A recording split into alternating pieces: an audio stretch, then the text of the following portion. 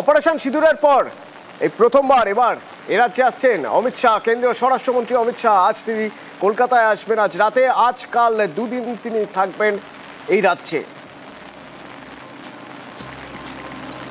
আগামীকাল নেতাজি ইন্ডোরে সাংগঠনিক সভা রয়েছে। স্বামী বিবেকানন্দের বাড়িতেও যাবেন অমিত শাহ।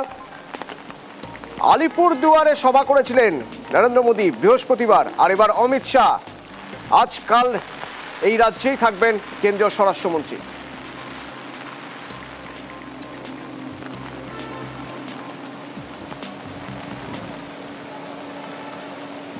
নরেন্দ্র মোদী এসেছিলেন, রাজ্যের সব বিজেপি নেতাদের দেখা গেল, দিলীপ ঘোষ নেই।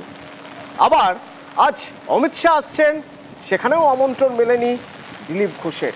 কিছুটা হলো অভিমানী বক্তব্য, কিরকম অদ্ভুত লাগছে শুনুন। বড় নেতাদের সঙ্গে না ডাকলে আমি যাই না। বড় নেতাদের মান সম্মান আছে, তো তারা যাদের ডাকেন তারা যায়। আর আমি প্রয়োজন হলে, আমার প্রয়োজন হয় না কারোর সঙ্গে। আমি তো সংগঠনের কাজ করে নিচে, যখন প্রয়োজন হয় তারাই ডাকেন, আর কি করতে হবে তারা বলেন, সেটা আমরা পালন করি মাত্র। আগে গেছি, যখন আমি প্রেসিডেন্ট ছিলাম, স্বাগত করতাম, ওনার সঙ্গে থাকতাম। এখন অন্যরা সেই দায়িত্বটা সামলাচ্ছেন, আমরা কার্যকর্তাদের বৈঠকে থাকব না। অভিমানের কী আছে?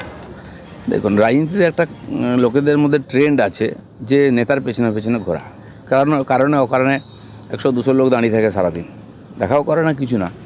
তো এটা একটা কালচার হয়ে গেছে। আপনারা ভাবেন বলতে এটাই ঠিক, যে বৈঠকে যে প্রোগ্রামে যেতে বলা হয় কর্মীরা সেখানেই যায়।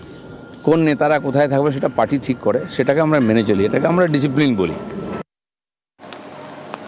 বর্ষিয়ার নেতা দিলীপ ঘোষ যখন তার এরকম বক্তব্য, তখন বিজেপি রাজ্য সভাপতি সুকান্ত মজুমদার কি বলছেন জানতে চেয়েছিলাম আমরা।